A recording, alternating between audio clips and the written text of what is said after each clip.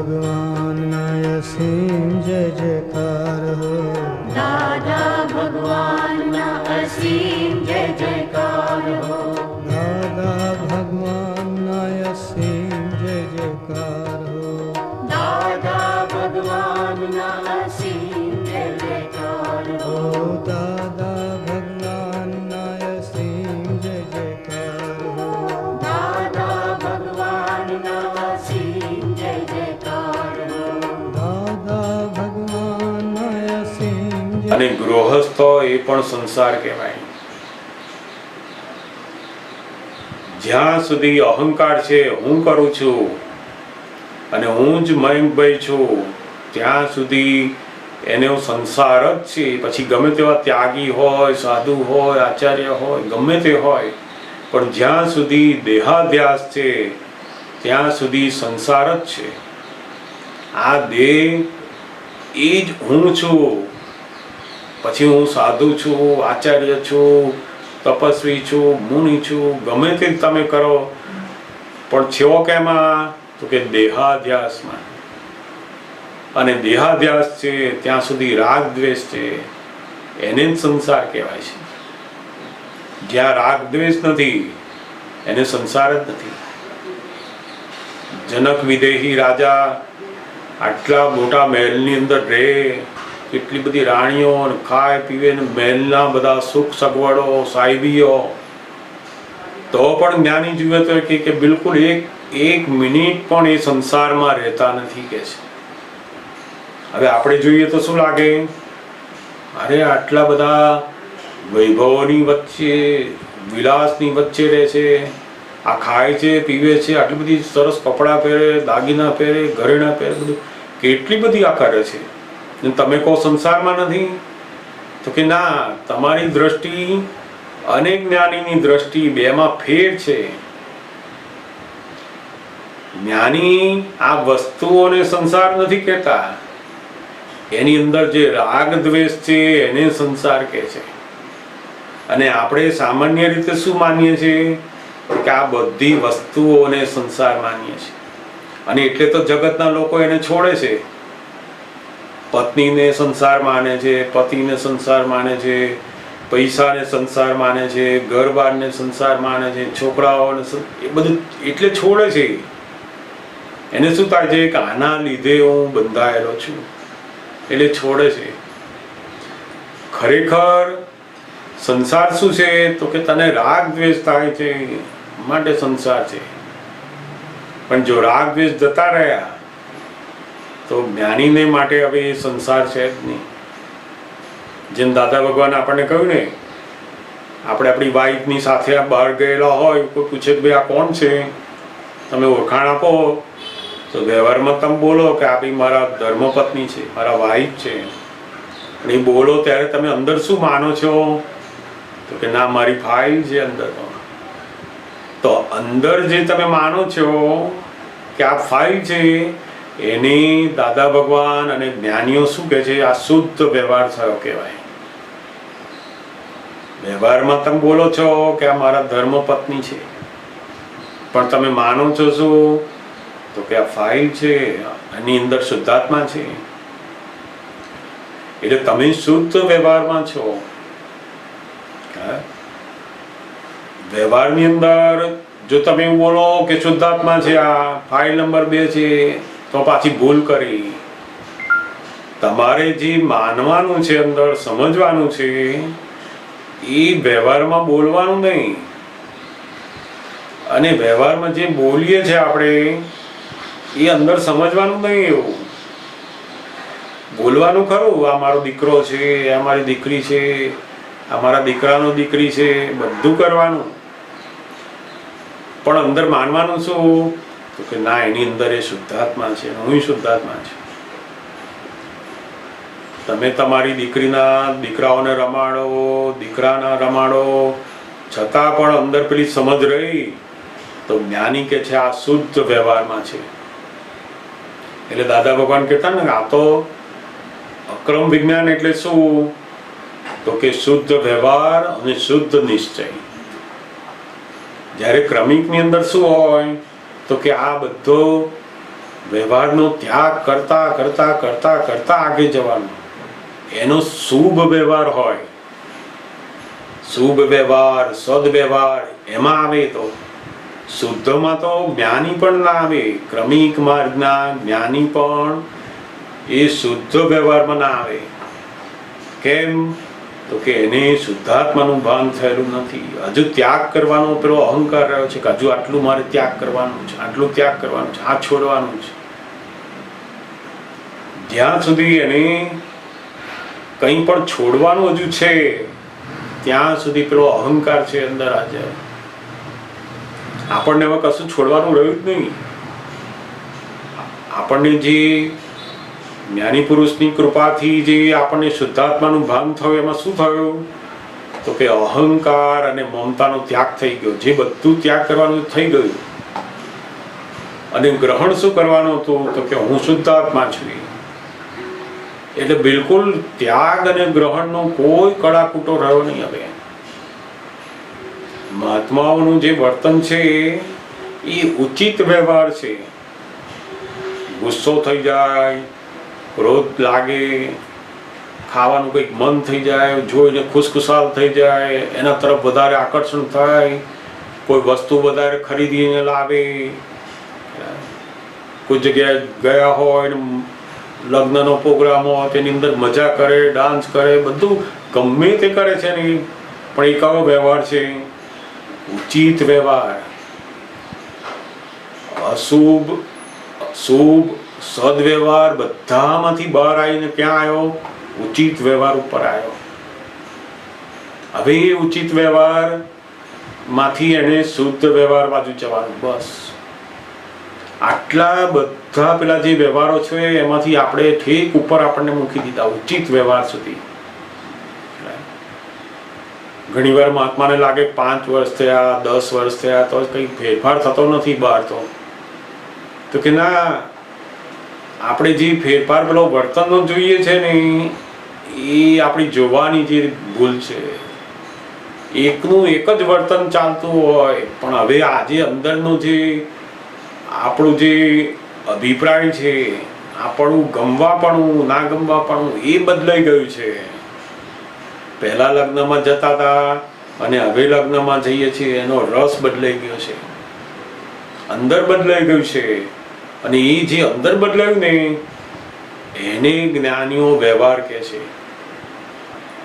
બહારના વર્તનને જ્ઞાની પુરુષો વ્યવહાર કહેતા નથી. તો આ જગતનો વ્યવહાર છે. વર્તન છે એ જગતની દ્રષ્ટિનો વ્યવહાર છે. એટલે બહુ જ સુંદર વાત એમણે આમાં પૂછી છે અને ઘણી બધી સમજવા જેવી એમાં છે વાતો. એ તો દાદા ભગવાન કહેતા કે અમે જ્યારે લગ્નમાં ગયા હોઈએ, અમે જ્ઞાની હોવા છતાંય કોઈ મહાત્માને ત્યાં લગ્ન હોય, અમારા પરિવારની અંદર કોઈ લગ્ન હોય ત્યારે પણ અમે ગયા હોઈએ તો અમે લગ્નની અંદર હોઈએ ખરા, છતાં પણ અમારો વ્યવહાર કયો કહેવાય? તો કે શુદ્ધ વ્યવહાર. અને ક્રમિક માર્ગના જ્ઞાની હોય તો ના પાડી દે, અમારાથી ના આવાય ત્યાં, તમે અમારી પાસે આવીને આશીર્વાદ લઈ જાઓ. પણ અમે એ મોહોની અંદર આવીએ નહીં. અમે ત્યાં તમે ગમે તેટલું કરો પણ એ આવે નહીં ત્યાં. કેમ? તો કે એની અંદર પેલો ભય છે કે જો હું લગ્નના અંદર જઈશ તો મારું બધું બગડી જશે, મારો આત્મા બગડી જશે, મારું જ્ઞાન બગડી જશે. આપણે જ્ઞાન બગડવાનું રહ્યું જ નહીં, કારણ કે નિશ્ચય નિશ્ચયમાં ગયો અને વ્યવહાર વ્યવહારમાં બે અલગ પડી ગયો. આખું લગ્નનો જે માહોલ છે, લગ્નની અંદર આપણે જે ગયા છે એ બંધન કરતા નથી, પણ પેલો અંદર જે મોહ છે એની એ એને બંધન કરતા છે. અને આપણને જ્ઞાન પ્રાપ્ત થયા પછી શું થયું? તો કે આપણે શુદ્ધાત્મા થઈ ગયા. એટલે હવે આ ફાઇલનો સંભાવે નિકાલમાં ગયા અને જેની અંદર ઓપિનિયન નક્કી થઈ ગયો કે મારે ફાઇલનો સંભાવે નિકાલ કરવો છે, એ શુદ્ધ વ્યવહારમાં આવ્યો કહેવાય. એનું વર્તન છો ને ગમે તે થાય પછી, પણ એનો વ્યવહાર કયો ગણાય? તો કે શુદ્ધ વ્યવહાર. ઓપિનિયન શું છે? સમભાવે નિકાલ કરવો છે. જેમ કોક માણસ એવો હોય ને આપણે એની જોડે ઉઘરાણી લેવા ગયા, 5 વખત ધક્કા ખવડાય કરતો હોય, આપણે આ ફરી ગયા, આપણે ફાઇલ નંબર 1 પકડાઈ ગઈ હોય, આ 5 વખત સુધી આપણે ધક્કા ખાધા તો હજુ પૈસા આપતો નથી ને ધક્કા ખવડાયા કરે છે. એટલે આપણે અંદર બરાબર અકળાયા હોઈએ, આપણી ફાઇલ અંદર અકળાઈ હોય એટલે શું થાય? તો 6ઠ્ઠી વખત આપણે જઈએ, આપણે નક્કી કરીને ગયા હોઈએ કે મારે ફાઇલનો સંભાવે નિકાલ કરવો છે. હવે નક્કી કરીને આપણે ગયા અને પેલો પાછો ફરી એ દિવસે પૈસા આપતો ના હોય ત્યારે આપણી ફાઇલ નંબર એકદમ અકળાઈ જાય એની જોડે લડી બેસે, શબ્દો એવા નીકળી જાય, બધું થઈ જાય. પછી જેવું બધું બની જાય તો આપણે જ્ઞાનીને પૂછીએ કે આ આટલું બધું જ્ઞાન હોવા છતાં આ તો આમની જોડે લડ્યા. તો જ્ઞાની શું કે? તો કે તમે જ્યારે ઉઘરાણી કરવા ગયા હતા ત્યારે શું અંદર નક્કી કરેલું? તો કે ફાઇલનો સંભાવે નિકાલ કરવો છે. તો જ્ઞાની કે તમે શુદ્ધ વ્યવહાર કર્યો કહેવાય એને. તમે લડ્યા છો, બધું કર્યું, પણ કહેવાય શું? શુદ્ધ વ્યવહાર. નક્કી શું કર્યું તમે? લોકો શું કરે છે? વર્તન સારું કરે છે, પણ અંદર પેલો વ્યવહાર કેવો કરે છે? મારા ઘાટનો છે, મારા લાગમાં આવવા દે પછી વાત છે. બહાર બધું સરસ કરે, પણ અંદરનો વ્યવહાર કેવો કરે છે? બિલકુલ ખરાબ. અંદર બધો ઘાટ, અંદર બધો રાગ દ્વેષ બધું અંદર પડેલું હોય છે. એટલે દાદા ભગવાન વર્તનને વ્યવહાર નથી કહેતા. અને આપણે લોકો મોટા ભાગે આપણા વર્તનને જ વ્યવહાર માનીએ છીએ. આપણે જ્ઞાન લીધું તોય આપણો હજુ વ્યવહાર સુધર્યો નહીં, આપણો વ્યવહાર સુધર્યો નહીં. આપણે વર્તનને વ્યવહાર કહીએ છીએ.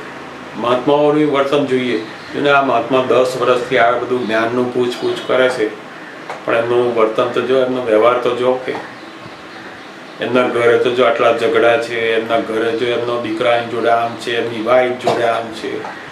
કોક મહાત્માને તો કોર્ટમાં કેસ ચાલતો હોય તેની વાઈફ જોડે. જો આ તો જ્ઞાનનું બધું કરે છે, પણ આ તો કેસ ચાલે છે એમને. તો આપણે શું કહીએ? તો કે આમનો વ્યવહાર બરાબર નથી. તો કે જ્ઞાનીની ભાષામાં એને વ્યવહાર કહેવાતો નથી. આ જે એનું છે એ તો કર્મનો હિસાબ છે, પણ એ હિસાબ વખત એની અંદર શું નક્કી કરે છે?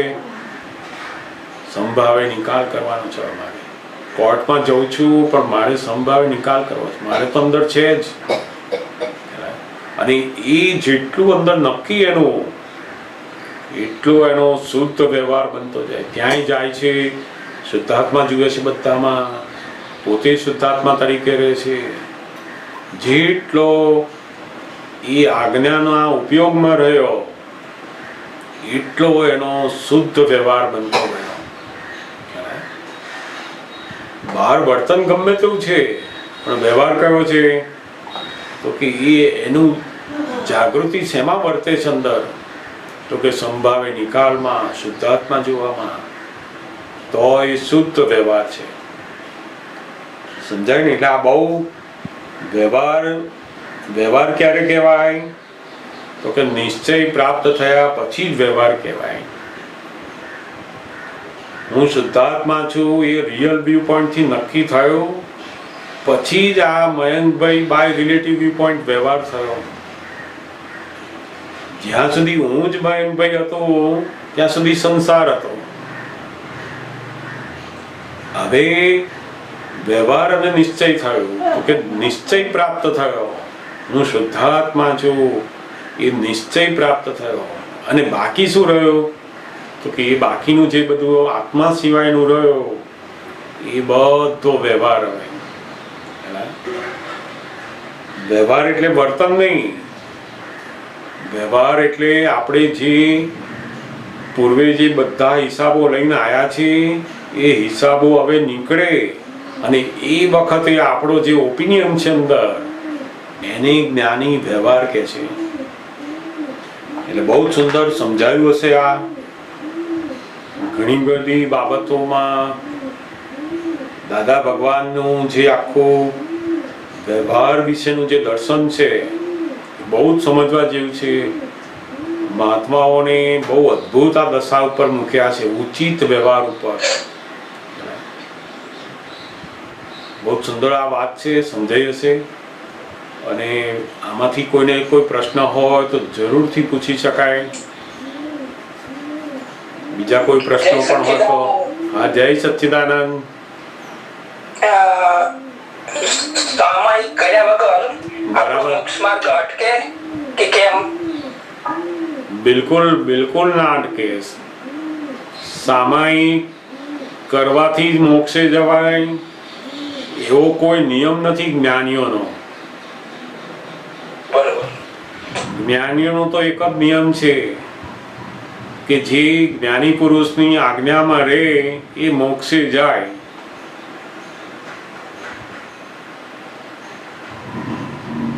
આપણને જે 5 આજ્ઞા પ્રાપ્ત થઈ છે એ આજ્ઞા પૂર્વકનો વ્યવહાર આખો ઉકળ્યા કરે તો અવશ્ય મોક્ષે જાય. અને અહીંયા જેને મોક્ષનો અનુભવ પહેલા શરૂ થઈ જાય, આપણે મોક્ષે જવાના એ તો ઉધાર થઈ ગયું કહેવાય. પહેલો અહીંયા આપણને અનુભવ થાય. બરોબર. આજ્ઞા નો જે ઉપયોગ છે આપણો એ જ આપણને મોક્ષનો અનુભવ કરાવે છે. જેમ કોઈક માણસ તમારું અપમાન કરતો હોય, તમારું ધાર્યું હોય એ પ્રમાણે ના બનતું હોય, એ વખતે તમે હું શુદ્ધાત્મા છું અને સામે એની અંદર શુદ્ધાત્મા જુઓ છો, આ મારા જ કર્મનો ઉદય છે અને નિમિત્ત છે હોય તો આવું તમે જોયું, આજ્ઞાનો ઉપયોગ કર્યો તો શું અનુભવ થાય એનાથી? તો કે નિરાકુળતા વર્તે. જે પેલા આકુળ વ્યાકુળ થઈ જતા હતા એના બદલે આપણને શું વર્ત્યું? તો કે નિરાકુળતા આવી. અને જે નિરાકુળતા આવી એ શું છે? એને જ જ્ઞાની મોક્ષ કહે છે. આ અત્યારે તમને અનુભવ થયો. આ કશું કરવાથી મોક્ષે જવાશે એ તો ઉધાર થઈ ગયો. કોણે જોયું ક્યાં જવાશે નહીં જવાય? આપણને જે મોક્ષ આપ્યો છે કેવો છે? તો કે આપણે અહીંયા જ અનુભવ કરીએ. દરેક સંજોગોમાં આપણે એમની જે આજ્ઞા છે એ આજ્ઞાનો જો ઉપયોગ કર્યો તો પછી શુદ્ધ વ્યવહાર થયો. અને શુદ્ધ વ્યવહાર એટલે શું? તો કે નિરાકુળતા વર્તે. સમજાય ને? એમાં કોઈ સામાયિક કરવાની, પ્રતિક્રમણ કરવાનું એ જુદો આખો છે. તો એમાં કોઈ માણસ સામાયિક નથી કરતો તો મોક્ષે નહીં જાય એવું કઈ એને લેવા દેવા નથી. મોક્ષ માટે તો જ્ઞાની પુરુષની આજ્ઞા જ સૌથી ઉપકારી છે. જે જીવો મોક્ષે ગયેલા એ જ્ઞાની પુરુષની પ્રત્યક્ષ આજ્ઞાથી જ મોક્ષે ગયેલા છે. કારણ કે મોક્ષ ક્યારે થાય? તો કે પોતાનો સ્વચ્છંદ રોકાય ત્યારે. અને સ્વચ્છંદ એક જ વસ્તુથી રોકાય તો કે જ્ઞાની પુરુષની આજ્ઞાથી. એ સિવાય ક્યારેય પોતે પોતાનો સ્વચ્છંદ રોકાય નહીં. એટલે જેની આજ્ઞા એ જ ધર્મ થઈ ગયો, આજ્ઞા એ જ મારું તપ થઈ ગયું, એને અવશ્ય અહીંયાથી જ મોક્ષ વર્તાય એને. એટલે આ સામાયિક કરવાનું ફરજિયાત છે અથવા મારે કરવું જ જોઈએ. મારાથી નથી થતું તો હવે શું થશે મારું? એ બધી ચિંતાઓમાં પડવાનું નથી. આ સમજાય ને? હા, બરોબર. આજ્ઞા ધર્મ એ સૌથી મોટામાં મોટો પુરુષાર્થ મૂક્યો છે આપણી માટે. દાદા ભગવાને આપણને જ્ઞાન આપ્યા પછી મોટામાં મોટો જે પુરુષાર્થ આપ્યો છે હવે એ કયો છે તો કે મારી 5 આજ્ઞા. તમારા જે જે સંજોગો ઉદયમાં આવતા હોય એની અંદર 5 આજ્ઞાનો પુરુષાર્થમાં રહ્યા કરો તમે, ત્યાં જ મોક્ષનો અનુભવ થશે. છોકરો હામો થતો હોય ને તમે શુદ્ધાત્મા જોશો ત્યાં તમે મોક્ષનો અનુભવ થશે. એ જ સાચો મોક્ષ. એના ઉપર આપણને બિલકુલ રાગ દ્વેષ ના થયા, એને જ જ્ઞાની કે આ મોક્ષનો અનુભવ થયો અહીં જ. અને જેને અહીંયા જ જીવતા મોક્ષનો અનુભવ થાય એટલે કે આ સંસારના દુઃખોનો અભાવ થયો, એ પહેલો મોક્ષ અહીંયા થયો, તો પેલો બીજો મોક્ષ આવશે. જે કાર્ય મોક્ષ છે એ તો આ બધાનું ફળ છે, પછી પરિણામ છે.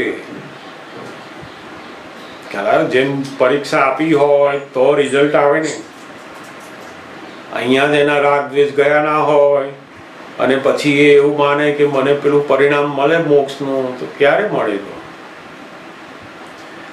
જ્યાં સુધી અહીંયા રાગ દ્વેષ છે ત્યાં સુધી અહીંયા જ મોક્ષ નથી, તો ત્યાં ક્યાંથી મળવાનો છે? એટલે દાદા ભગવાન કે હું તો ઉધારમાં મોક્ષ માનતો જ નથી કે છે. આપણે ઉધાર હારો કે રોકડો હારો? ઉધાર તો કોણ આ કળિયુગમાં તો કોણ બેસે કે ઉધારનું લેવા? દાદા ભગવાન કે અમે પેલા ઉધારનું કાઢ્યું ને તો બધા જતા રહ્યા ઘેર કે છે કે અમારે આવો ઉધાર મોક્ષ નથી જોઈતો, અત્યારે અનુભવાઓ તો કામનું. એટલે આ જ્ઞાન કેવું છે તો કે this is the cash bank of divine solution. તરત જ ફળ આપે અહીંયા, ઉધાર નહીં આમાં. એટલે આ સામાયિક કરવી, પ્રતિક્રમણ કરવા એ તો એક જાતનો પુરુષાર્થનો ભાગ છે. આપણે આજ્ઞામાં મજબૂત થવા માટેનો એક ભાગ છે. આપણી પેલી ગાંઠો એવી હોય અંદર પ્રકૃતિની અંદર, ફાઇલ નંબર 1 કે જે આપણને હજુ આજ્ઞામાં સ્થિર ના કરતો હોય એને ઓગાળવા માટેનું એક સાધન છે. પણ એ હોય તો જ પછી મોક્ષે જવાશે એવું આપણાથી ના કહેવાય. સમજાયું ને? એટલે આપણું ફોકસ ફાઇલ નંબર 1 ઉપર જ હોવું જોઈએ. આજ્ઞા ધર્મ ઉપર હોવું જોઈએ. આજ્ઞા ધર્મ શુદ્ધાત્મા જોવા, વ્યવસ્થિત સમજવું, ફાઇલનો સંભાવે નિકાલ કરવો. એક બાજુ સત્સંગ હોય અને એક બાજુ કોઈ જગ્યાએ જવાનું હોય કે ભાઈ મારે ત્યાં પ્રસંગ છે, તમે આજે આવજો જ. હું હવે એક બાજુ સત્સંગ છે તો આપણે શું કરવું જોઈએ? વ્યવહાર પેલો કરવાનો, ફાઇલનો સંભાવે નિકાલ કરવાનો, વ્યવહાર નહીં. વ્યવહાર તો અનંત અવતાર કર્યો આપણે.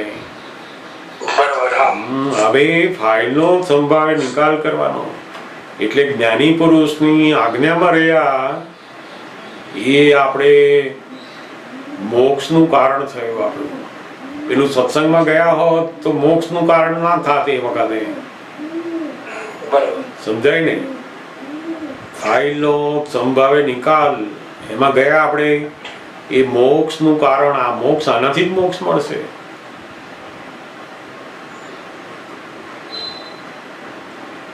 આવી દરેક સંજોગોની અંદર આજ્ઞાની જે ઉપયોગ છે, આજ્ઞાનો જે પુરુષાર્થ છે એ આપણે અંદર મૂકવાનો છે. આપણી દ્રષ્ટિમાં, આપણી સમજમાં એને મૂકવાનો છે. બહાર કશું કરવાનું નથી. એટલે તો દાદા ભગવાન એને અક્રમ વિજ્ઞાન કહે છે. તમારે કશું કરવાનું નથી આમાં. તમારે તમારી જે સમજણ છે, અંદર જે દ્રષ્ટિ છે, એ આમાં રાખવાની છે, આ 5 આજ્ઞામાં. શુદ્ધાત્મા જોવા માટે આપણે કશું કરવાનું નથી, આપણી સમજણમાં રાખવાનું છે, લક્ષમાં રાખવાનું છે. જેમ આપણે આપણી વાઈફને જોવા માટે કશું કરીએ છીએ, 10 બહેનો ઊભી હોય, એની અંદર આ મારી વાઈફ છે એના માટે કશું મહેનત કરીએ છીએ આપણે? ના, બિલકુલ નહીં. એવું આની અંદર કશું મહેનત નથી. પણ આ તો આપણને એનો અભ્યાસ થયો નથી હજુ. પેલો ઊંધો બધો અભ્યાસ બહુ જ છે, માટે હમણાં તમારે એને હેન્ડલ મારવાનું છે કે આ શુદ્ધાત્મા છે, શુદ્ધાત્મા છે, શુદ્ધાત્મા છે. પછી ધીમે ધીમે કેવું થઈ જશે, જેમ તમે આ વાઈટ જુઓ છો સહજપણે, એવું તમને પેલો શુદ્ધાત્મા એની મેળે સહજપણે રહેતો થઈ જશે. અને પછી એમાં તમારે કશું જ કરવાનું રહ્યું નહીં. જ્યાં સુધી કંઈક કરવાનું છે હજુ, ત્યાં સુધી તો આપણને આ શુદ્ધ નિશ્ચય પ્રાપ્ત જ નથી થયો કહેવાય. હવે કરવાનું ના રહ્યું, નિકાલ કરવાનો રહ્યો. શું રહ્યું બાકી? નિકાલ. જે જે સંજોગો આવે, જે ફાઇલો આવે, સંભાવે નિકાલ કરવાનો. અને એમાં આપણી ફાઇલ નંબર 1 ઊંચી નીચી થાય, કશું થાય, ત્યાં તપ કરાવવાનું છે ને. અને ના કોઈની જોડે ઝઘડો થઈ ગયો, બોલાચાલી થઈ ગઈ, કોઈના વિશે વિચારો ખરાબ આવી ગયા, તો પ્રતિક્રમણ કરાવવાનું છે. આપણે ઉચિત વ્યવહારથી ક્યાં જઈ રહ્યા છે? શુદ્ધ વ્યવહાર બાજુ. આપણને આ ના ગમે, આવું ના હોવું જોઈએ, બસ એ થયું અંદર, એટલે ઉચિત વ્યવહારમાં આવ્યા. ત્યાંથી શુદ્ધ વ્યવહાર બાજુ જઈ રહ્યા છો. સમજાયું ને? એટલે કઈ જરૂર નથી કે સામાયિક કરીએ તો જ મોક્ષે જવાશે, નહીં કરીએ પાછું નહીં જવાય. જ્ઞાની પુરુષનો જે માર્ગ છે એ બોજા વગરનો છે. આ બોજો રાખવાનો મારાથી થતું નથી, થતું. આ કાળમાં દાદા કહે ને, તમારે તો શું કહેવાનું, તમે જ્ઞાની મળ્યા, હવે જો મારે કરવાનું હોત તો બસ તમે ભેગા થયા કામના શું કહીએ? હજુ મારે કરવાનું હોત બધું તો હું જ ના કરી લેત કહીએ.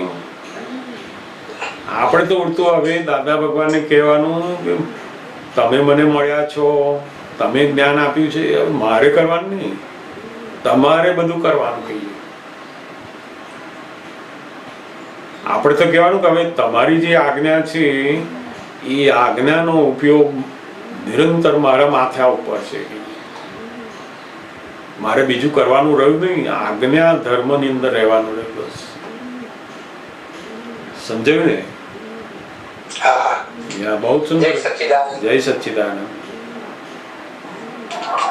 એટલે વ્યવહારમાં તો તમારે સામાયિક કરતા હોય જે ફાઇલ, એ તમારે જાણવાનું, ના થાય તે જાણવાનું. તમારે એને એની પરાણે કરવાનું, એ માર્ગ નો. યાર પેલો 2 સામાયિક કરે, આપણે નથી થતી. પેલો 10 કલાક સુધી પ્રતિક્રમણ કરે, મારે નથી બેસા.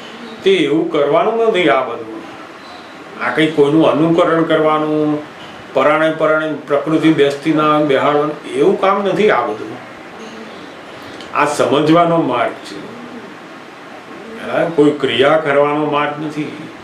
ક્રિયા એ પુરુષાર્થ નથી. પેલો સામાયિકમાં બેઠો પણ થતું નથી, એને અંદર કંટાળો આવે છે ને, તોય ઉઠતો નથી. પેલા 100 જણ કરતા હોય અને એ બેસી ગયા અંદર, હવે એને તો કશું દેખાતું નથી, એને અંદર કંટાળો આવે છે, તે ઊભું થઈ જવાનું કે એ ભગવાન, માને અંદર આ બધું થતું નથી, એટલે હું બેઠો છું બહાર જઈને. આ સામાયિક કરતી વખતે કંટાળે છે, અંદર ઊંધા ભાવ કરે છે, હું તો ખરાબ કરીએ છીએ આપણે. એ તો જેની પ્રકૃતિમાં જે લઈને આવ્યો હોય એનો નિકાલ કરવાનો. એને સમજાયું ને?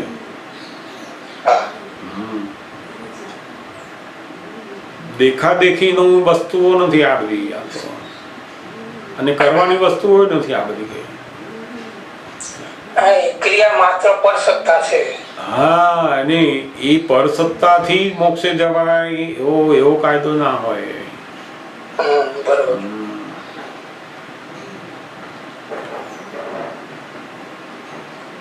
પૂછજો, બીજી બધી વાતો પૂછજો. હા, પૂછો, જરૂર પૂછો. જય સચ્ચિદાનંદ. હા, સરસ સંભળાય છે. ઓકે, હમણાં એક આપણો સત્સંગ સાંભળતો હતો. બરાબર. પ્રેમ અને લાગણી પર હતો. તો એમાં એક છે મારા ધ્યાન દાદાનો વાક્ય વાંચવામાં આવ્યું કે દાદા કે તમને પ્રેમ દોડતા નથી આવડતું. બરાબર. તમે રસ્તામાં દોડી દો છો, અને ભેગો થાય ત્યારે અડધો પેલો આપો છો. બરાબર. બરોબર. અને આવા જીવનથી તો આ મન શરીર ફ્રેક્ચર થઈ જશે. એટલે આની મર્યાદા કેટલી છે આપણે જાણીને પછી કામ લેવું. બરાબર છે. ફરી બોલું વાક્ય કે ઓકે છે? હા, ફરી બોલો. તમને પ્રેમ દોડતા નથી આવડતું. બરાબર છે. તમે રસ્તામાં પ્રેમ દોડી દો છો, અને ભેગા થાય ત્યારે અડધો પેલો આપો છો. બરોબર. આવા જીવનથી તો આ મન શરીર ફ્રેક્ચર થઈ જશે. બરાબર. એટલે આની મર્યાદા કેટલી છે આપણે જાણીએ ને પછી કામ લેવું. એટલે આ બહુ મન શરીર ફ્રેક્ચર થઈ જશે. હા, એટલે આ એ કહેવા શું માંગે છે કે આપણે જ્યારે માણસ ભેગો થાય, આપણો દીકરો, દીકરી, વાઈફ, હસબન્ડ જ્યારે ભેગા થાય છે ને ત્યારે આપણે જે હૃદયનો જે ભાવ છે બધા પ્રેમના એ ત્યાં વ્યક્ત નથી કરતા ઘણી વાર. પોતે વિચારે તો ખબર પડે કે પોતાની લાઈફની અંદર આ છોકરો છે, છોકરી છે, વાઈફ છે, આ બધું જે છે એના કારણે કેટલા બધું સુખી છે રિલેટિવમાં. તો એ જે પ્રેમ છે ને એ આપણે ઢોળી દઈએ છીએ રસ્તામાં. એટલે શું તો કે બહાર બીજા લોકોને આપીએ છીએ. આપણો જે આમ લાગે કે આ ડૉક્ટર સાહેબ કામના છે ત્યાં બહુ પ્રેમ આપીએ. અરે પણ પ્રેમ પેલો તમને જે ભેગો થયો છે ખરો દોડવાનો, ત્યાં જ દોડવાનો છે. તમે તો પેલો રસ્તામાં નાખ્યા આયા. કોઈ ફ્રેન્ડ જોડે, કોઈ કામનો માણસ લાગે છે ત્યાં, બીજી સ્ત્રી ગમે છે ત્યાં આગળ પ્રેમ નાખ્યા આવે, હસબન્ડ ગમે ત્યાં નાખ્યા, બધા બહાર નાખ્યા આવે છે. ખરો પ્રેમ ક્યાં નાખવાનો છે? પોતાની વાઈફ પાસે, પોતાના છોકરા પાસે, જે તમારા માટે કંઈક કરી રહ્યા છે બિચારા, એમને ભાવ છે અને કંઈક તો કરી રહ્યા છે ને, તો એના માટે પેલો એનો જે પ્રેમ છે અંદર લાગણીઓ છે ને બધી ત્યાં ઢોળતો નથી, બહાર ઢોળીને આવે છે. એટલે આમાં શું કે તમે રસ્તામાં પ્રેમ દોડી રહ્યો છો અને ભેગો થાય ત્યારે અડધો પેલો આપો છો. હા, એટલે પેલા ઘરમાં વાઈફ ભેગી થાય ને ત્યારે અડધો જ આપે છે. અને બહાર કોઈ જગ્યાએ ગયો હોય મહેમાન બનીને તો ત્યાં આગળ આખો પ્રેમ આખો ગ્લાસ ભરીને આપે. ત્યાં ઘરમાં કોઈ દિવસ એવું ના બોલ્યો હોય કે આજે તે બહુ સરસ રસોઈ બનાવી, એ પ્રેમ જોડે જ નહીં ત્યાં. અને બહાર ગયો હોય ને સારું ના બન્યું હોય તો પેલો પ્રેમ દેખાડે ત્યાં. આ એવી અહંકારની એવી આદત પડી ગઈ છે. આ વ્યવહારનો જે પ્રેમ છે ને એ આપણને ક્યાં ઢોળવો એ ખબર નથી પડતી. કે આપણને આપણી વાઈફ ભેગી થઈ છે તો આખો ગ્લાસ એના ઉપર ઢોળો ને. આપણે તો આખો દિવસ એને શું નથી આવડતું, શું નથી આવડતું, તને આ નથી ફાવતું, તને આમ નથી ફાવતું, પ્રેમ જોડતા જ નથી આવડતું આપણને. બહાર બધો અડધો ગ્લાસ જોડીને આવ્યો તો અહીં અડધો જ આપે છે. એટલે આનાથી મન શરીર ફ્રેક્ચર થઈ જશે. હા, એટલે આ શું થાય આનાથી તો કે આપણે વાઈફ ને, છોકરા ને, છોકરીને, આ બધા આપણા કામ કરનાર માણસને, આપણી જોડે રહેનારને આપણે પ્રેમ દોડીએ નહીં એટલે શું થાય તો કે એની અંદર મન ઉપર નફરતો શરૂ થાય કે આટલું બધું એમના માટે કરું કોઈ દિવસ બોલતા નથી કે આ સારું કર્યું. એટલે એની મનની અસરો પછી આપણા મન ઉપર આવે. એટલે આપણું મન શું થઈ જાય, બધું ફ્રેક્ચર થઈ જાય. મન ફ્રેક્ચર થઈ જાય એટલે શું, મનની અંદર અશાંતિ શરૂ થાય, ઘરમાં ગમે નહીં, પછી કે સત્સંગમાં જઈએ, મહાત્માઓ વચ્ચે જઈએ, તે ઘરમાં ગમતું નથી, આ બધું ફ્રેક્ચર થાય છે એટલે મહાત્માઓમાં પ્રેમ ઢોળે છે. એવું તારે ઘરમાં મહાત્માઓ જ છે બધા. આપણા ઘરની અંદર 4 જણે જ્ઞાન લીધું હોય અથવા ના લીધું હોય કોકે, પણ એ મહાત્મા જ છે.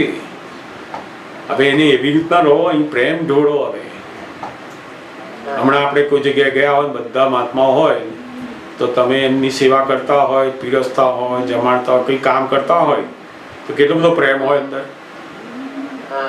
એ પ્રેમ જોડ્યો એવો અહીં જ્યારે તમારે ખરેખર તમારી ફાઇલ ભેગી થાય છે, ત્યાં પ્રેમ જોડવાનો દાદા. આપણા જે મર્યાદા કેટલી છે જાણી પછી કામ લેવું છે, કે છે ને મર્યાદા કેટલી જાણી લો પછી કામ લો. હવે આમાં ઘણી વાર કેવું હોય કે અમુક માણસ એવો છોકરા ઉપર એટલો બધો પ્રેમ કરે ને, તે પછી છોકરો જયારે હામો થાય ને, તારી અહંકાર ભગ્ન થઈ જાય, એને બહુ દુઃખ થાય. ને મર્યાદા વગરનો પ્રેમ કર્યો એને, એની જે લિમિટ હોય છે એના કરતા વધારે પેલા છોકરાનો પ્રેમ કર્યો. છોકરીનું જોયું નહીં, વાઈફનું જોયું નહીં, પોતાનું શરીરનું જોયું નહીં, પ્રેમ એને કરવા માંડ્યો, તો એક્સેસ થઈ ગયો, એ પાછો નુકસાન કરે એને. પણ દાદા ભગવાન શું કહે છે, આપણા મન વાણી બધું ફ્રેક્ચર શેનાથી થઈ જાય છે કે આ પ્રેમ જોડતા નથી. એટલે બધા મનની શાંતિ શોધે છે, એ મંદિરમાં જઈને શોધે છે. અને ભાઈ તું ઘરનાને પ્રેમ આપ, કે જો તારા મનને કેટલી શાંતિ લાગશે. પછી તું ઘરમાં એવું તો બોલ કે આજે તમે બહુ સરસ કપડાં મને પસંદ કરી આપ્યા, તમે આજે દાળ બનાવી હતી બહુ સરસ બની છે, તમે ચા બનાવી આજે બહુ જ મજા આવી. આપણે રોજ જે સરસ હોય એને તમે કહો ને પ્રેમ આપો. એમાં પ્રેમ એટલે શું, એમાં તમારી લાગણીઓને વ્યક્ત કરવા બધા વ્યવહારોમાં. જેમ તમે બહાર બીજી વાત હતી, બીજી વાત હતી લાગણી બાબતમાં તો એક નાની પુરુષ ઘણી વાર લાગણી વગર ના હોય કે લાગણી સિલકમાં રાખો, રસ્તામાં પાડી ના દેવી જોઈએ, અને પછી ભેગા થાય એટલે લાગણી વાપરો. બરાબર છે. ઘણા લોકો બધી લાગણીઓ પડી જાય બહાર રસ્તામાં પડી જાય એટલે શું, કેટલાક કૂતરા ઉપર લાગણીઓ રાખે. અલા ભાઈ, તારે લાગણીઓ રવા દેવાની. આ બધી જે બધી સંવેદનાઓ છે ને બધી મનની અંદર, તે પેલા કૂતરા ઉપર કઈ કાઢવાની જરૂર નથી. તારે તારી વાઈફ ઉપર, ઘરના લોકો જોડે કાઢવાની. આપણે શું કરીએ, વેડફી નાખીએ બધી લાગણીઓ. વધારે પડતી જે લાગણીઓ માણસો કરતા કૂતરાઓમાં, જાત જાતના પક્ષીઓમાં, બધી વસ્તુઓમાં બહાર બધું જોડી દઈએ છીએ આપણે. આપણને કિંમત, મારી આ ચોપડીની કિંમત, મારા મોબાઈલની કિંમત તે કેમ નાખી દીધો, અલા આના કરતા એની કિંમત વધારે છે. આ ચોપડી, મોબાઈલ વસ્તુ કરતા આપણી વાઈફ છે, છોકરો છે, છોકરી છે, એની કિંમત વધારે છે. એવું ખબર જ નથી હોતી, એટલી બધી જાગૃતિ નથી રહેતી આપણને. એટલે મોટા ભાગની લાગણીઓ માણસો ક્યાં જ્યાં એનો અહંકાર સંતોષાય ને ત્યાં ઢોળી દે, પોસાય એટલે ઢોળી દે. એનું જેવું અહંકારનું પોષણ થયું, બધી લાગણીઓ, પૈસા, પોતાનું શરીર બધું ત્યાં છોડી દે. અને જો અહંકાર ના પોસાયો, કશું છોડે નહીં, કશું કરે નહીં. પણ વાસ્તવમાં એણે પોતાની લાગણીઓને અકબંધ રાખવી જોઈએ. જ્યાં ને ત્યાં બધું વેરી નાખવી નહીં જોઈએ. લાગણીઓને વ્યક્ત ક્યાં કરવાની? જે સારા કામ કરે છે, જે કંઈક સરસ ઉપકારી છે બીજા માટે, ત્યાં એમને લાગણીઓ કરો. એમના માટે જે આ દુનિયા માટે કંઈક સારું કરી રહ્યા છે, કોકના માટે કંઈક સારું, એમના માટે લાગણીઓ કરો. તો ત્યાં વિતરાગ થઈ જાય લોકો કે આપણે એમને શું કરીએ, આપણે એમને શું કરીએ. અરે લાગણી કરો, એમની લાગણી કરવાની. હવે ખરેખર પોતાની જે લાગણીઓ છે એ સંસાર વ્યવહાર ને આ બધા પક્ષીઓ અને પ્રાણીઓ અને બધા જાત જાતની જગ્યાએ અહંકારમાં વાપરે છે, એના બદલે એ લાગણીઓને અકબંધ રાખી અને યોગ્ય જગ્યાએ વાપરો. એટલે દાદા ભગવાન જ્ઞાની હોવા છતાં પણ એમની જે લાગણીઓ હોય વેડફી ના નાખે. જેમ કોઈ સરસ કામ કરતો હોય, જગત કલ્યાણનું કામ, મહાત્માઓની સેવાનું કામ, તેના માટે લાગણી રાખે એમની. પેલા નહીં ખબર પડે કે દાદાની લાગણી છે આ દાદાને. જેમ આપતા પુત્રોના મા બાપ દાદા પાસે આવે ને તો દાદા જુદી રીતે ને જુએ. કેમ? જ્ઞાનીને કઈ રાગ નથી, પણ એમ પટેલની જે લાગણીઓ છે ને એ અકબંધ રાખી હોય કે જેણે પોતાના દીકરાઓ જગત કલ્યાણ માટે આપ્યા છે, એવા મા બાપને ધન્ય છે, એના માટે એ લાગણી વાપરે છે. ત્યાં લાગણી વાપરે એટલે શું કરે? દૂર બેઠા ને અહીંયા આવતા અહીં બેસો, વિધિ કર લો, એમને બોલાવીને કરાવડા. કેમ? એ લાગણી કેમ કરે છે આવી? તો કે પેલું લાગણીઓ અકબંધ રાખી છે એમણે. શેના માટે? તો કે આ જગત કલ્યાણ માટે. જે જે એવા જીવો હોય એના ઉપર લાગણીઓ એ વ્યક્તિ એની મેળે જ થાય. ત્યાં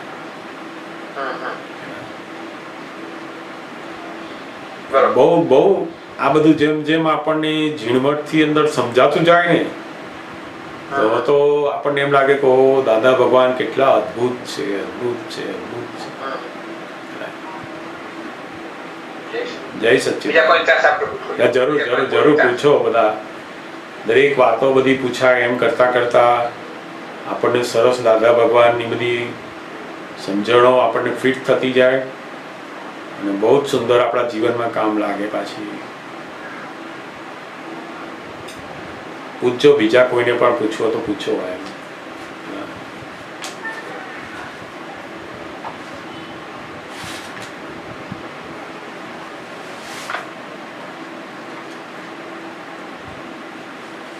મહાત્માને જરૂર પ્રશ્ન હોય તો પૂછી શકાય.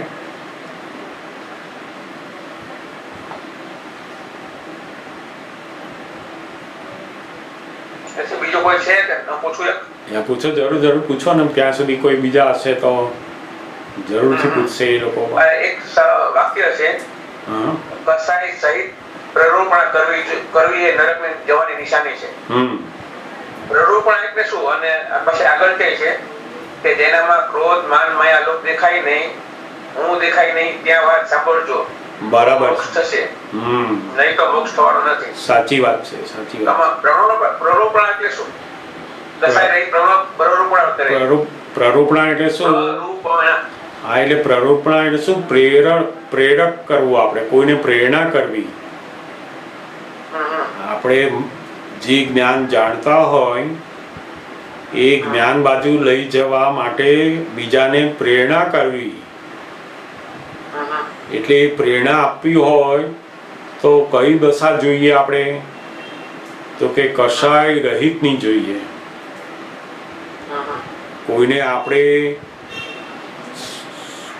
મોક્ષના માર્ગે, સવડા માર્ગે ચડાવવો હોય તો આપણે એને પ્રેરક બનવું પડે, લાઈટ ધરવી પડે. પણ એ લાઈટ ધરનાર પોતે જો કષાય વાળો હોય તો શું થાય? તો કે પોતે નરકે જાય. કષાય એટલે ક્રોધ, માન, માયા, લોભ. અને એના અંદર ક્રોધ, માન, માયા, લોભ હોય અને બીજાને ઉપદેશ આપે ક્રોધ ના કરવો જોઈએ, માન ના કરવું જોઈએ, લોભ ના કરવો જોઈએ. બીજાને જે ઉપદેશ આપે છે એ પ્રરૂપણા કરી કહેવાય. હવે જો પોતાની અંદર કષાયો પડેલા હોય, અહંકાર પડેલો હોય, આ હું જ બોલું છું, હું જ કરું છું, એ બધું હોય, અને જો એ પ્રરૂપણા કરે, આવી ઉપદેશ આપે, તો ભગવાન એવું કહે છે કે વિતરાગ ભગવાન કષાય સાથેની જો પ્રરૂપણા કરશો તો નરકે જશો. એમ એટલે ત્યાં શું હું દેખાય નહીં ત્યાં વાત સાંભળજો. હું દેખાય નહીં ત્યાં વાત સાંભળજો. હા, જ્યાં હું ના દેખાય, હું એટલે શું તરત ખબર પડી જાય આપણને. મેં તમને કહ્યું સમજ નથી પડતી આટલી, કેટલી વાર પૂછો છો?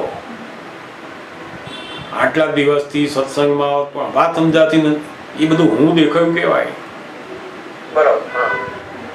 તરત કહેવાય છે કે અહીં હું દેખાય છે.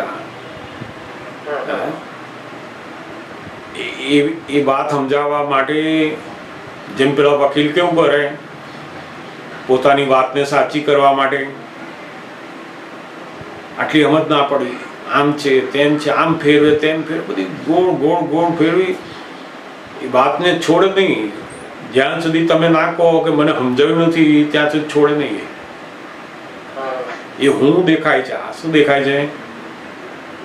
હું. અને હું દેખાય ત્યાં આપણને કશું કામ લાગે નહીં. વાત જાણીએ ખરા, આપણે સાંભળીએ ખરા, ગમે ખરા, આપણને બોલતા આવડી જાય એમના જેવું, પણ કામ લાગે નહીં. એટલે દાદા ભગવાન એમ કહે છે કે લાખ જ્ઞાન સાંભળશો પણ એ સાંભળનારની અંદર જો હું હશે તો તમને ઉગશે નહીં, કારણ કે એને ઉગ્યું નથી. ઉગવું, જ્ઞાન ઉગવું એ જુદું, અને જ્ઞાન બધું આપણને બોલવું એ જુદું. ઉગેલું હોય ને એ તો આપણને એનો આનંદ ખબર પડે, એના સંજોગોની અંદર આપણે એની જોડે રહીએ તોય ખબર પડે, બધું ઉગેલું હોય. આ તો પથરાળ જમીન હોય પણ શબ્દો બધા સરસ હોય, એ કામ કશું ના લાગે. ઉગેલાને ઘણી વાર શબ્દો ના આવડતા હોય એવું બને. કેટલાક માણસ એવા હોય એમને કે એમની પાસે શબ્દો ના હોય પણ ઉગેલું હોય. પણ પેલા શબ્દો વાળા તો પ્રોફેસર હોય પણ ઉગેલું કશું ના હોય એમાં. એટલે એવા જ્યાં જ્યાં આપણને હું દેખાય, ઘણા હું તો કેવા હોય, પોલિશ થયેલા હોય, દેખાય નહીં જલ્દી. તમે નજીક જાઓ ને પછી ખબર પડે. આજના કાળની અંદર હું કેવા હોય, બધા બહારથી દેખાય એવા ના હોય જલ્દી. એ તમે હળી કરો એટલે તરત દેખાય. તમે એને હળી કરો ને એમનું માનો નહીં. હમણાં તમે તમારી વાત ખોટી છે, તમે શું ફેંકા ફેંક કરો છો ભાઈ, તો તરત દેખાય હું. તમે જો એમની વાત સાંભળતા સાંભળતા કોક ના ભાઈ વાતો વાત આવી નથી લાગતી, મને તો આ ખોટી લાગે છે, દાદા ભગવાન તો આમ કે છે, અને એ વખતે ઉછર્યા એ તો સમજી જવાનું કે હું દેખાયો ત્યાં. કારણ કે એટલે દાદા ભગવાને બધા જ એમના પછીના જેટલા આપતપુત્રો હોય, નિર્માણ કોઈ પણ હોય, બધાને એમણે કહ્યું કે તમારે સ્વાધ્યાય કરવાનો છે. સ્વાધ્યાય કરવાની આજ્ઞા છે. આ અત્યારે હું તમારી સાથે જે બધી વાતચીત કરું છું એ સ્વાધ્યાય રૂપે વાત કરી રહ્યો છું. એટલે મારી ફાઇલ નંબર 1 ને પણ આ કહી રહ્યો છું અને તમને પણ કહી રહ્યો છું.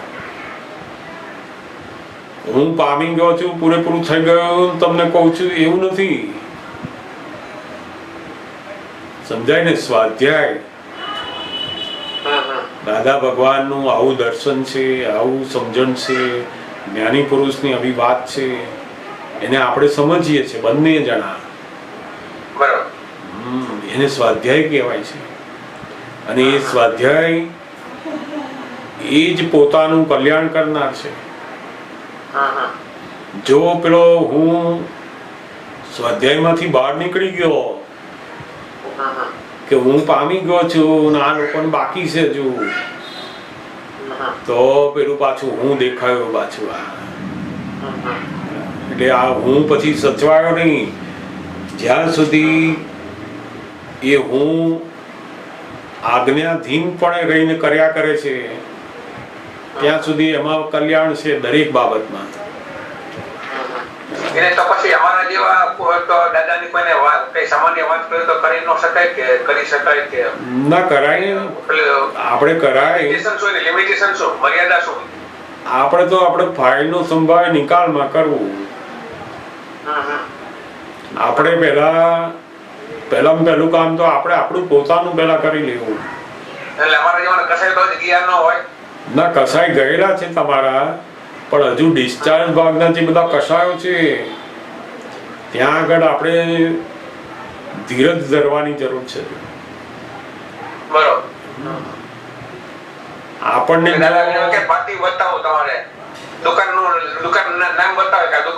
હા, બસ આપણે બતાવવાનું કે આ દાદા ભગવાનની આપતાવાણી લઈ જા, અમારો સત્સંગ થાય, અમારા આપતા પુત્રો છે ત્યાં આવો, તમને ગમે તો પૂછી શકાય, બધું કરી શકાય. આપણે બતાવવાનું એને.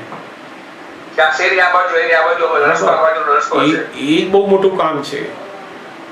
એ બહુ, એને દાદા ભગવાન જગત કલ્યાણ કે છે. આપણે કોઈને બધી વાતો કહેવી, એને સમજાય કરવું, એ જગત કલ્યાણ નહીં. એને જે માર્ગ ઉપર ચડાવી દેવો કે અહીંયા માલ મળે છે જ્યાં, એ બહુ મોટું, એ બહુ મોટું જગત કલ્યાણ છે. અને એમાં આપણી સેફ સાઈડ બહુ મોટી છે. પોતાની સેફ સાઈડ એટલે શું, તો કે જ્ઞાની પુરુષનો રાજીપો, જ્ઞાની પુરુષની કૃપા જબરજસ્ત ઉતરે એના ઉપર. જો આ જ્ઞાન પછી આપણો હું પાછો દેખાતો થાય એવી જગ્યામાં ગયા તો પછી જ્ઞાની રિપેર નહીં કરે પછી. હવે એટલે હવે તો એને બહુ સાચવવાનું કે આ હું હવે પૂરેપૂરું ખલાસ થાય એ બાજુ મારે જવાનું છે. એટલે બને ત્યાં સુધી પોતે સમજાવવાની બાબતમાં ઊંડું ઉતરવું જ નહીં. દાદા ભગવાનની કોઈ પણ ચોપડી આપીએ, એમના આપતા પુત્રો હોય એમની પાસે લઈ જઈએ, કોઈ પણ ગમે તેને રસ્તા બાજુ મૂકી આપવાનું. એની ઈચ્છા હોય તો એને અંદર થતું હોય કે મને પણ જાણવું છે, મારે આવું જ્ઞાન જોઈએ છે, આવું સમજવું છે, આ બધું શું છે જણાવો તમે, તો આપવાનું. આપણે કઈ રોજ આખો દાડો જ્યાં જઈએ ત્યાં આપણા ધંધા માટે ગયા હોય, કામ માટે ગયા હોય, મિત્રો જોડે મળતા, બધાને કે કરવાની જરૂર નહીં. આની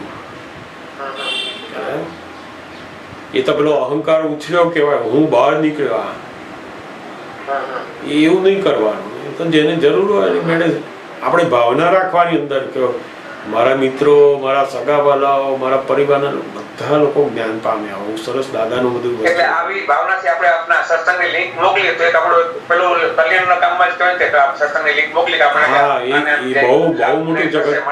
બહુ મોટું જગત કલ્યાણનું કામ છે. આપણને એવું લાગે કે આ મહાત્મા સાંભળશે કદાચ ફાયદો થશે, જરૂર આપણે મોકલી રાખે સત્સંગની. જરૂર, ચોક્કસ મોકલી શકાય. એ તો બહુ મોટું કામ છે.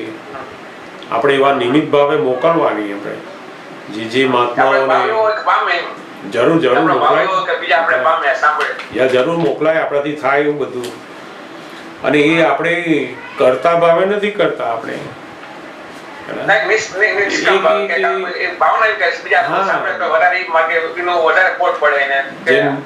જેમ આપણે કોઈ જગ્યાથી દૂધ સરસ મળતું હોત નથી કેતા ભાઈ પેલા ફલાણી જગ્યાએ જજો, ત્યાં ચોખ્ખું દૂધ ને સરસ મળે બધી વસ્તુ. એવું આપણે આમાંય કહેવાય. એનો વાંધો નહીં. એ તો બહુ સરસ વાત છે. જરૂર પૂછશે બધા. ઘણી વાર બીજા પૂછતા ના હોય પણ એમને થાય કે તમે પૂછો છો એમાં અમારું આવતું જ જાય છે.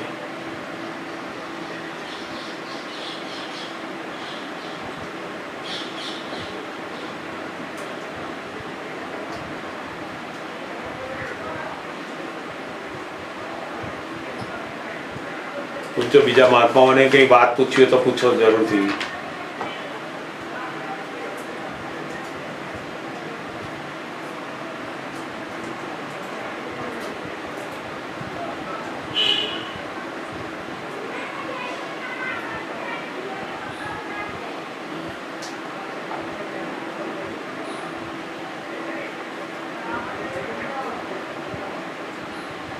ઓકે, તો આપણે કોઈ પ્રાર્થના બોલાવીએ. કોઈનો પ્રશ્ન લાગતો નથી, જરૂરથી આપણે એક પ્રાર્થના બોલીએ.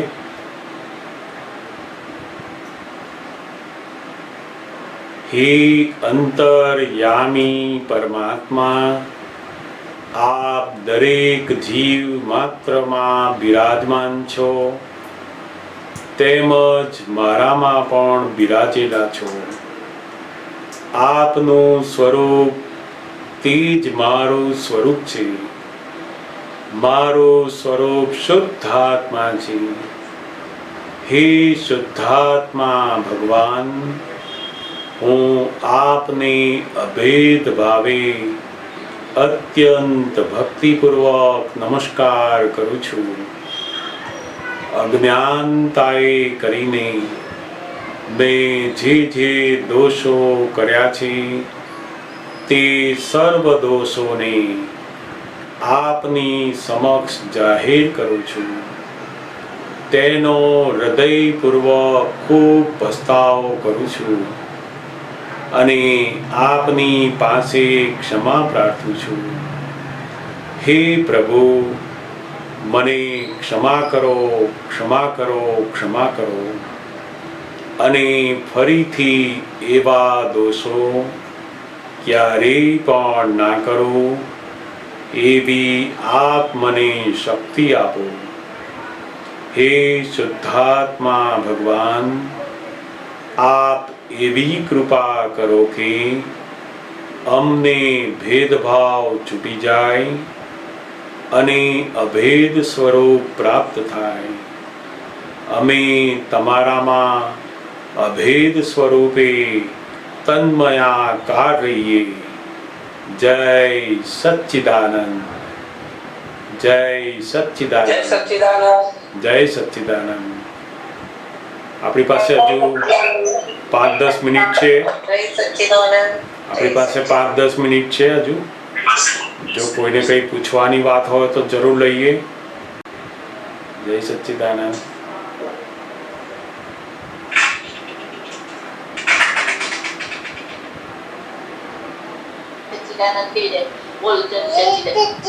જય સચ્ચિદાનંદ, જય સચ્ચિદાનંદ, જય સચ્ચિદાનંદ અશોકભાઈ. જય